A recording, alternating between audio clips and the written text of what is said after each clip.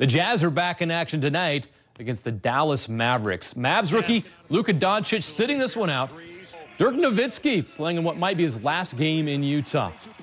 Donovan Mitchell got things started right out of the gate. The and one.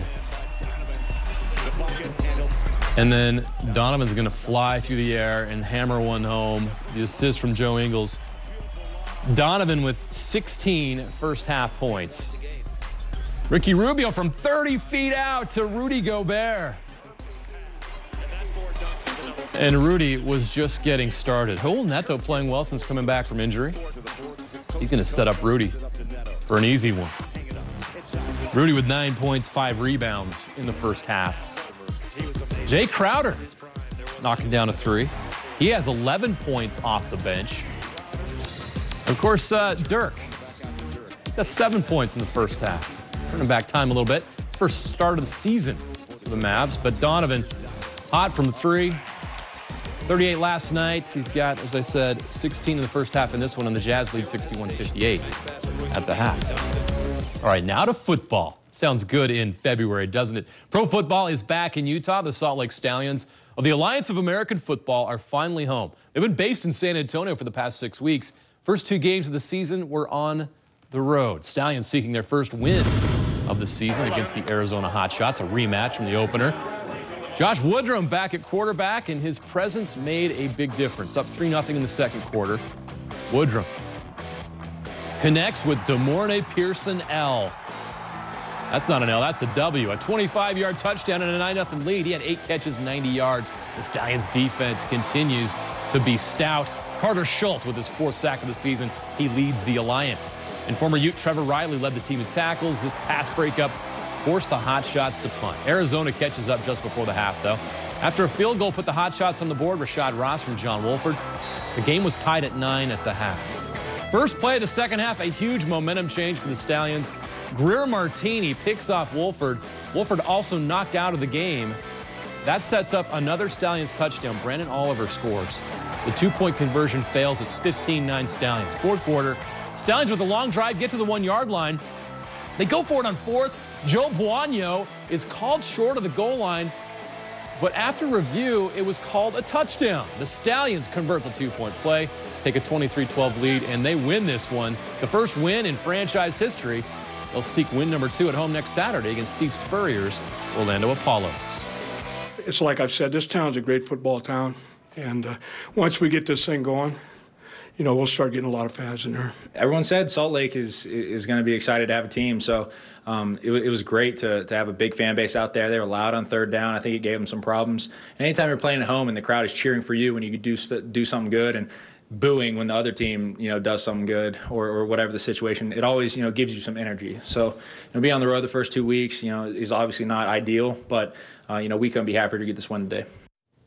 Again, they host the Apollos at 2 p.m. on Saturday. Now to college hoops. The BYU Cougars suffered an epic collapse Thursday against San Francisco, giving up a 28-8 run to end the game in a loss. The Cougars had to turn around and face the number 2 team in the nation in their house, the Kennel in Spokane. Gonzaga, 26-2 on the year. And of course, the Zags start hot, right? Geno Crandall, the alley-oop. Gonzaga was up 8. Cougs battled back. Yoli Childs showing his range. The lead was down to 4.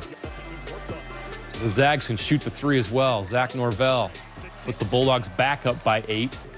Gavin Baxter doing what he does best, the wide open dunk. And then Yoli Childs going to work inside. Cougs trailing right now, though, 51-38 at the half.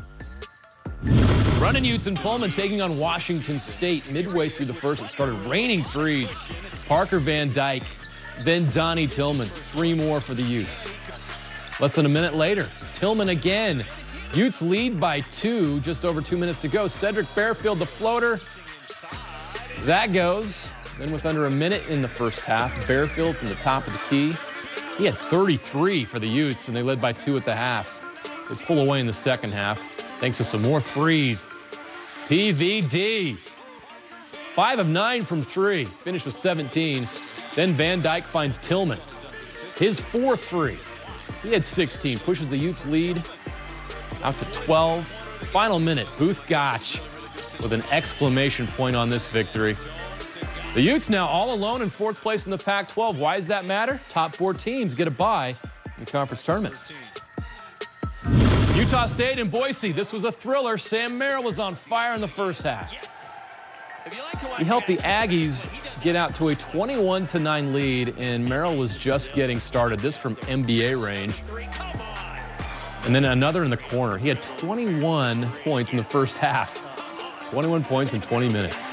The Aggies never trailed in that first 20 minutes. Great passing sets up Diogo Brito for a baseline jumper. He beats the shot clock buzzer, giving Utah State a 9-point lead in the second half. Less than 6 minutes left in the game. Neemias Keita dunks in 2 of his 10 points. The Aggies still up 9. But Boise State would rally with a 16-2 run. Malik Harwell getting things started with a 3. Then Justinian Jessup gets hot and gives the Broncos their first lead of the game. Then they take a 66-61 lead with 45 seconds left. The Aggies don't panic. Why would you when you have Sam Merrill? And 1. Sam scored 7 straight in the final minute to tie it up. Boise State gets the final shot in regulation, but Jessup's hot streak ends, and we go to overtime. That's where the Aggies take control. Keita with the dunk. The Aggies would outscore the Broncos 10-3 in the extra 5 minutes. Brock Miller with the dagger. You got to guard him.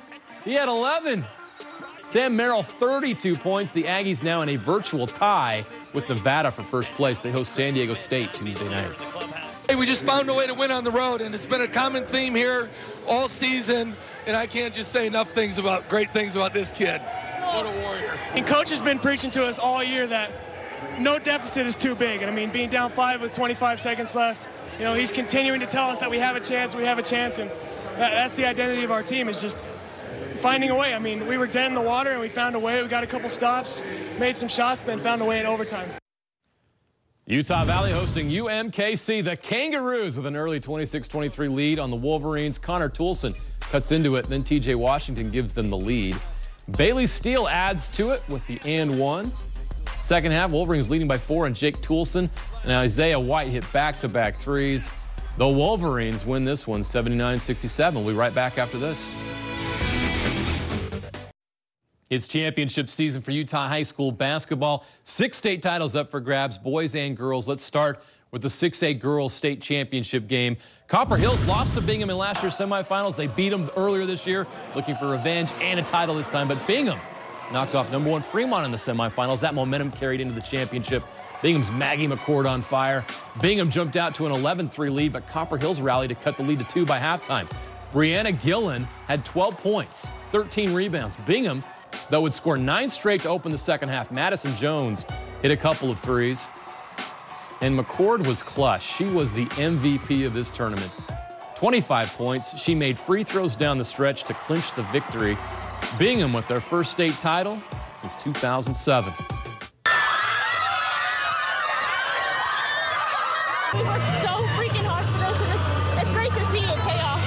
So much work put in. We deserve it. We worked so hard this season, and I'm so glad that I was able to experience my last year with my great teammates because I love them so much. Now the 5A Girls Championship. East seeking to repeat in 5A, taking on Kemry Martin in Corner Canyon. Martin sparking the Chargers early, but the Leopards were hitting early. Margarita Satini with the 3. And then Satini again on the fast break. She finishes. Second half, East would keep it going.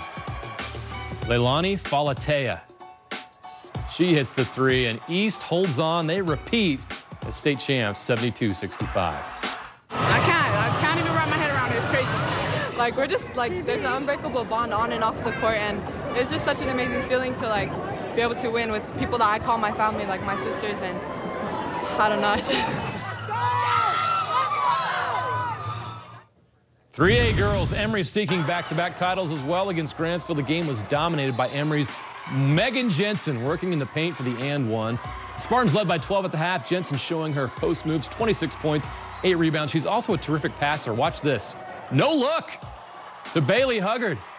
Kinley Toomer added 14 points, 10 rebounds, 5 steals, and 4 assists. Emory repeats as 3A state champs.